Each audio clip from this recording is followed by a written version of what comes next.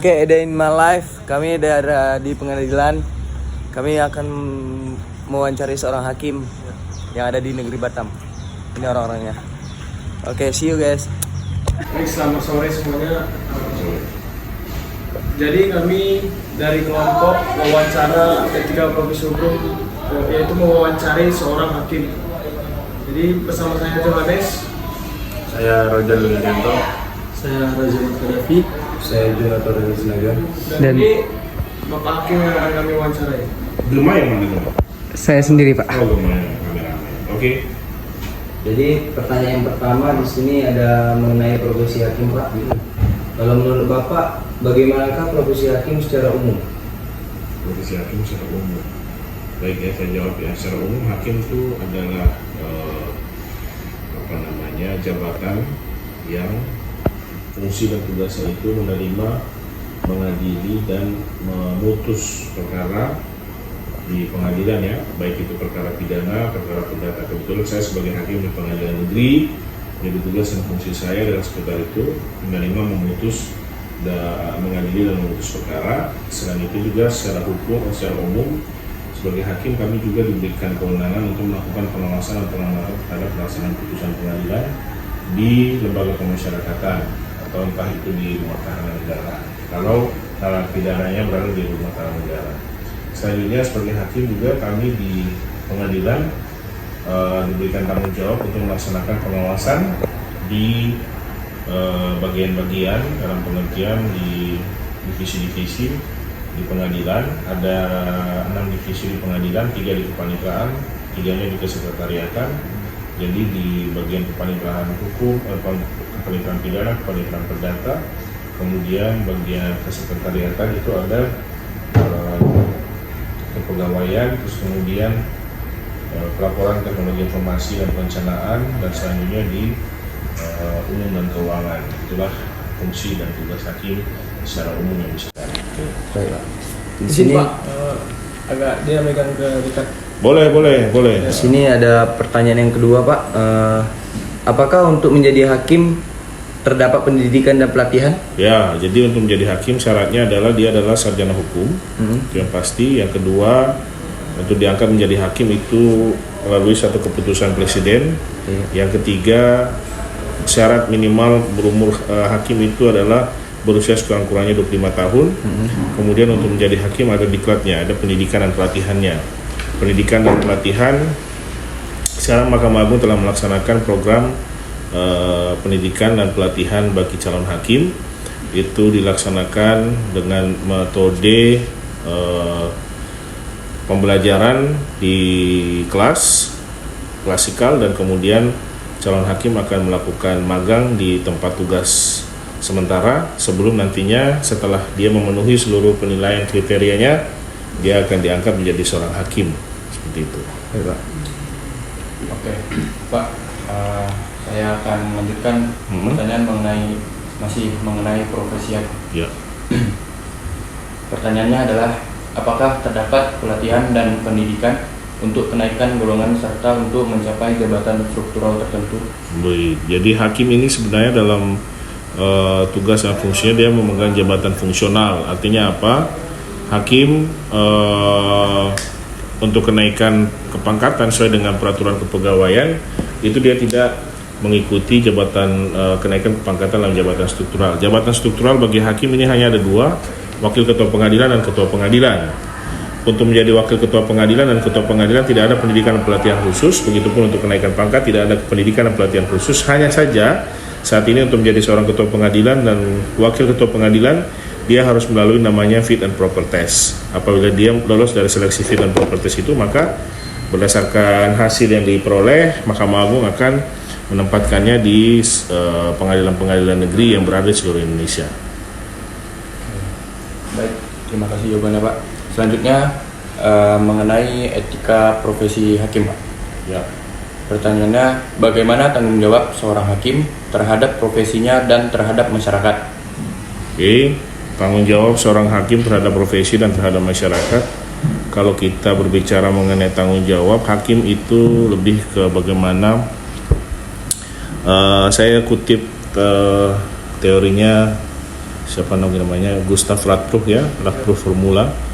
Itu sejatinya pada hakikatnya hakim itu harus bisa mewujudkan apa yang namanya kepastian hukum, keadilan dulu, apa yang namanya keadilan bagi masyarakat. Yang kedua, dia harus memastikan dari putusannya itu ada kemanfaatan. Yang ketiga, dia harus bisa memastikan bahwa dari putusannya itu ada kepastian hukum. Tanggung jawab kepada masyarakat sih sebenarnya seperti itu kalau menurut saya.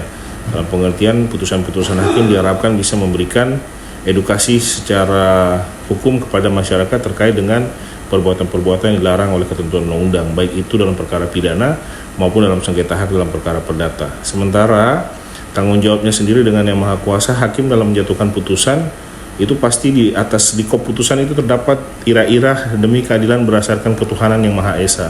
Artinya apa? Tanggung jawab dia dalam memutuskan suatu perkara itu tanggung jawabnya bukan hanya kepada masyarakat, tetapi tanggung jawabnya kepada Tuhan Yang Maha Esa. Jadi profesi hakim itu selain bertanggung jawab kepada masyarakat untuk mewujudkan 3 tujuan hukum tadi, dia juga bertanggung jawab secara pribadi dengan Yang Maha Kuasa.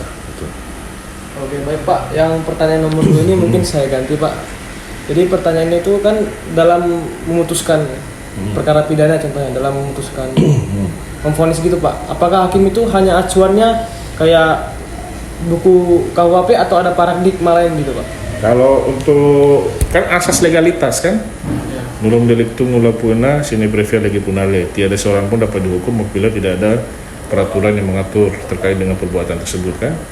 Nah, hakim itu tidak boleh dalam perkara pidana, asas legalitas sangat mengikat. Dalam pengertian kita tidak bisa lari dari asas legalitas itu, meskipun ya KUHP baru kan asas legalitas, ada juga asas lain selain itu kan yang diakui oleh KUHP Ya, Pak. terkait dengan misalnya kebiasaan atau budaya di dalam masyarakat itu adat istiadat kan.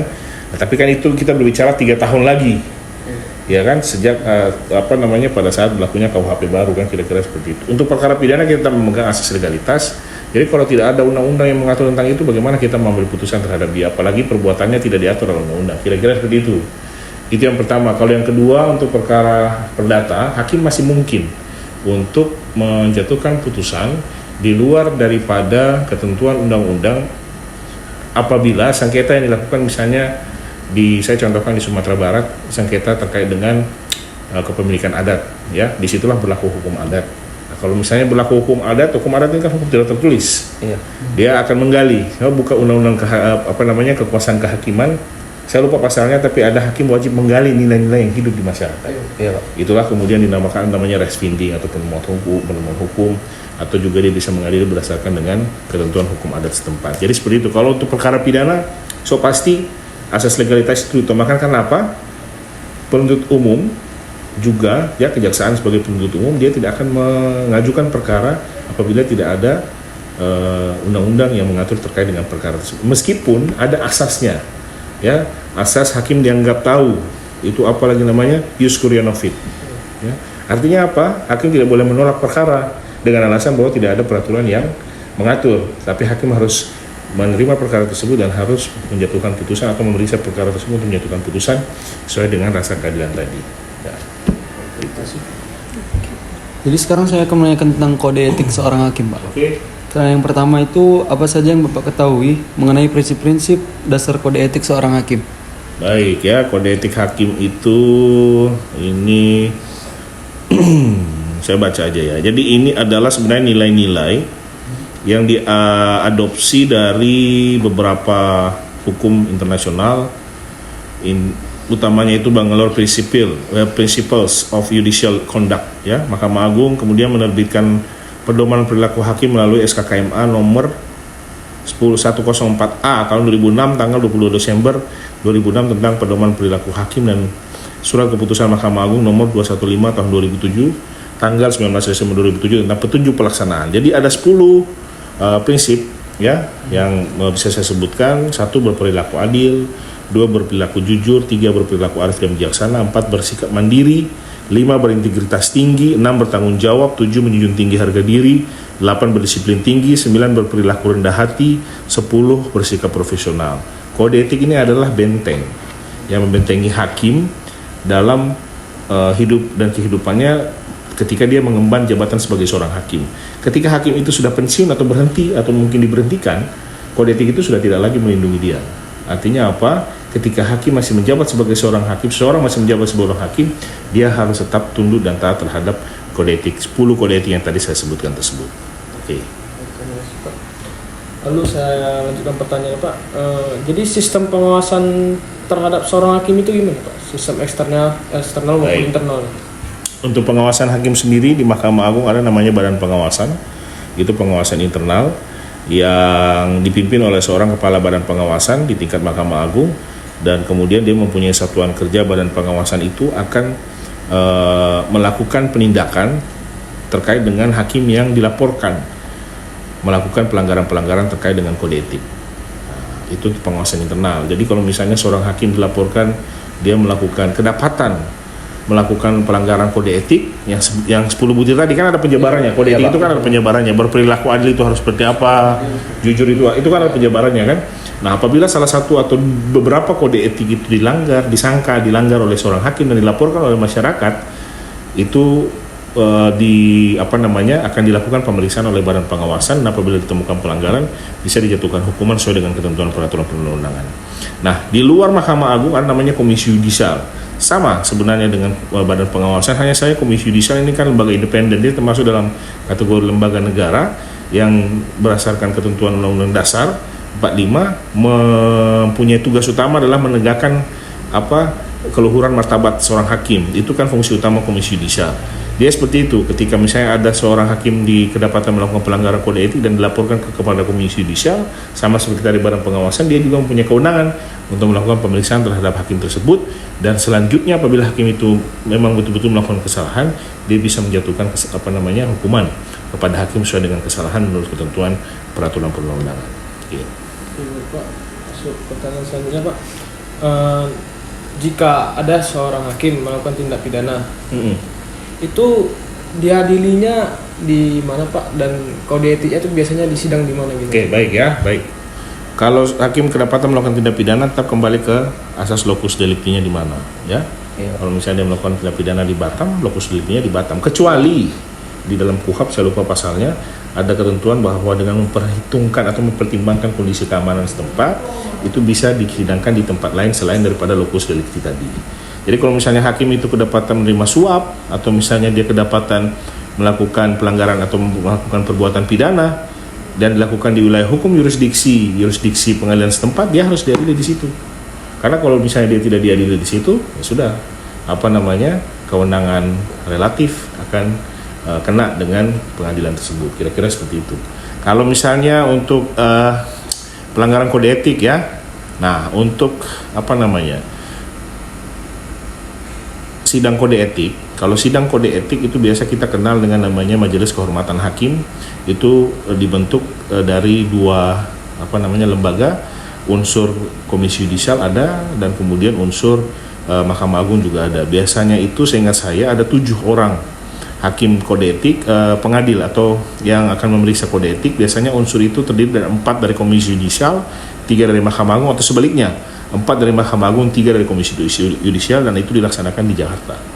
Ya, jadi misalnya ada pelanggaran hakim di Batam misalnya, kemudian dia kedapatan melanggar kode etik pula, sidang etiknya itu pasti di Jakarta.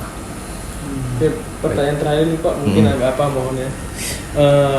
Apakah Bapak pernah kayak orang-orang tuh ada dengar-dengar kan kadang suap hakim gitu. Jadi kan itu kan termasuk pelanggaran kode itu. Apakah pernah Bapak ada yang baik ya? Gitu? Baik, kalau menanyakan pribadi saya, sesuai yang saya jelaskan tadi, sampai dengan saat ini catatan saya di Badan Pengawasan dan Komisi Yudisial itu masih clean, dalam pengertian saya tidak pernah kedapatan dilaporkan oleh masyarakat atau siapapun juga terkait dengan tindak tanduk saya. Dan kalau berujuk pada itu berarti saya sangat yakin bahwa sampai dengan saat ini saya masih tetap menegakkan kode etik hakim.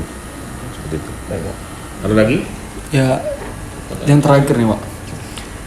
Adakah pesan yang ingin Bapak sampaikan terhadap generasi muda, yang khususnya tuh orang yang sedang menuntut ilmu di jurusan ilmu hukum? Oke, baik ya. Kalau saya pesannya singkat aja. Kesempatan belajar kalian ini adalah kesempatan yang tidak dimiliki oleh generasi muda pada umumnya.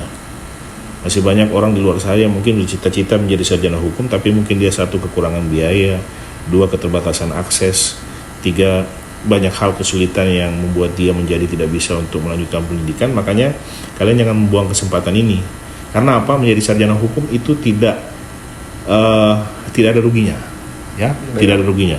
Menjadi seorang sarjana hukum itu sebenarnya satu adalah sesuatu hal positif, itu pasti ya, membanggakan orang tua itu sangat pasti, keluarga ya. Tapi yang berikut, menjadi sarjana hukum sebenarnya kita sudah dididik untuk mengemban tanggung jawab.